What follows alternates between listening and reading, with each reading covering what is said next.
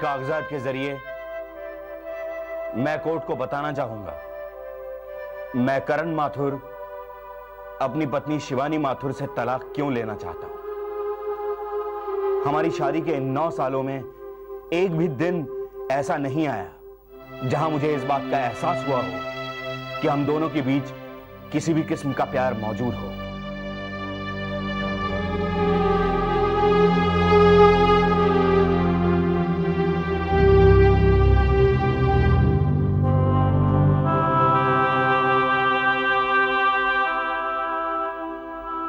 मुझे कोर्ट को यह बताते हुए दुख हो रहा है कि 9 सालों में शिवानी माथुर के साथ गुजारा मेरा हर एक दिन नर्क में गुजारे वक्त के बराबर रहा है।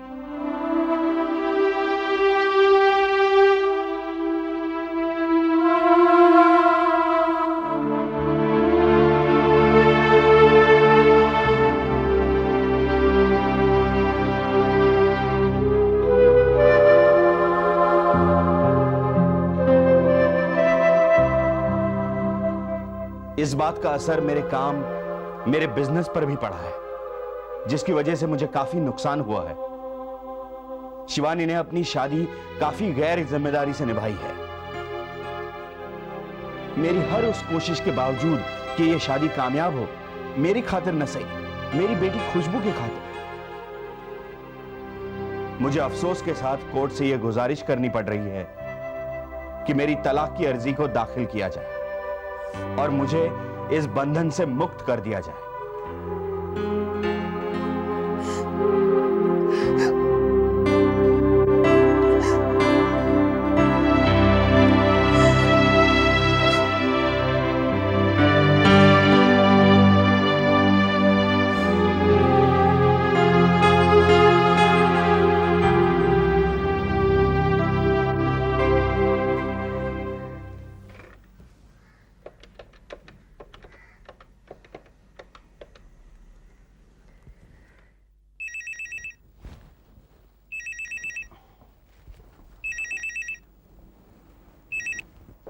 हेलो। हाय करण। हाँ राधिका, मैं तुम्हें याद कर रहा था। क्यों, क्या बात है? सब कुछ ठीक ठाक तो है ना? हाँ, अभी खुशबू को हॉस्टल छोड़कर आ रहे हैं हम लोग। शिवानी कहाँ है? बाहर है। मैंने तलाक के कागजात उसे दे दिए हैं, दस्तखत कर रही होगी। करण, शिवानी से कहो कि तलाक के बाद भी तुम उसकी मदद करोगे। राधिका, अब कुछ देर के लिए हम अपने बारे में सोचें प्लीज। नहीं प्लीज करण, प्लीज उस पर गुस्सा मत करो, उसके दिल को और मत दुखाओ। Okay, bye. Bye Radhika, I love you. Bye.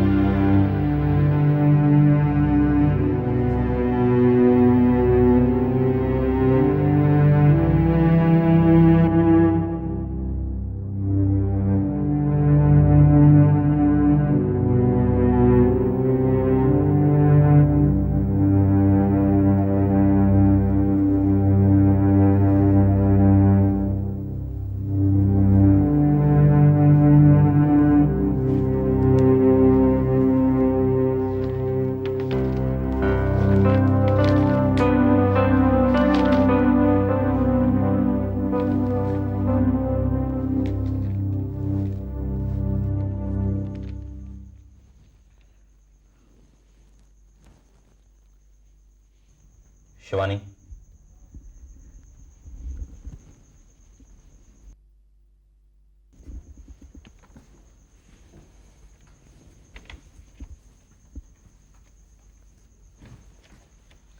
Shivani, इन कागजात पर तुमने दस्तखत नहीं किए? नहीं। कल मुझे कागज लेकर वकील के पास जाना है। उसके बाद हमें मैरिज काउंसलर के पास जाना होगा। मुझे पता है करण, मैं एक लॉ ग्रेजुएट हूँ और तलाक कैसे दिया जाता है मुझे तुमसे सीखने की जरूरत नहीं है। तुम चिल्ला क्यों रही हो? और मैं क्या कह सकती हूँ करण? इस कागज पर जो लिखा है क्या इसमें जरा भी सच्चाई है करण? पिछले 9 सालों में क्या एक दिन भी तुम्हें ऐसा नहीं लगा कि मैं तुमसे प्यार करती हूँ? शिवानी, ये कानूनी मामला है और तुम तो लॉ ग्रेजुएट हो। तुम तो ये समझ सकती हो कि बिना वजह कोर्ट डिवोर्स नहीं देता। इसलिए जो जी में आया वो लिख दिया। अरे कानून के पास तो लोग सच्चाई और इंसाफ के लिए जाते हैं और तुम हो कि कानून की आंखों में धूल झोंककर ये साबित करना चाहते हो कि इतने सालों तक तुम अच्छे थे और मैं बुरी। अगर वजह ही देनी थी तो ये लिखाने की हिम्मत क्यों नहीं की कि तुमने अपनी पति को धोखा दिया है? मैं तुमसे इस बारे में बहस नहीं करना चाहता क्योंकि इससे झगड़ा होगा और हासिल कुछ भी नहीं होगा। और इन कागजों में जो भी लिखा है वो मेरे शब्द नहीं है, वकील के शब्द हैं। मैं अभी तुम्हारी इज्जत करता हूं शिवानी।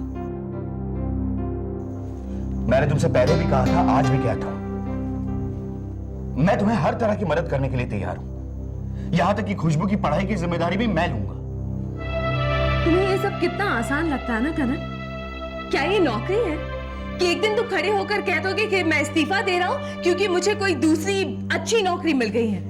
तुम्हें क्या लगता है करण, तुम एक बेसहारा औरत और एक मासूम बच्ची को ऐसे ही घूमते फिरते छोड़कर चले जाओगे?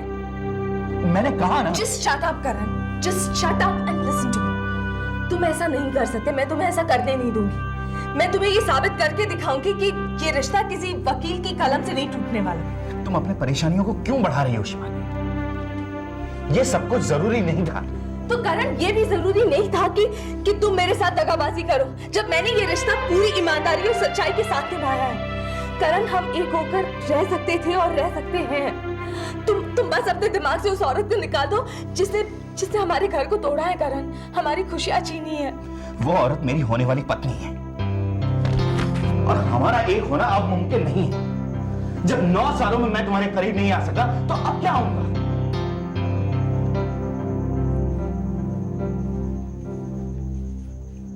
सो ठीक है करण, ये भी मुमकिन नहीं है कि तुम्हें मेरे दस्तखत आसानी से मिल जाए।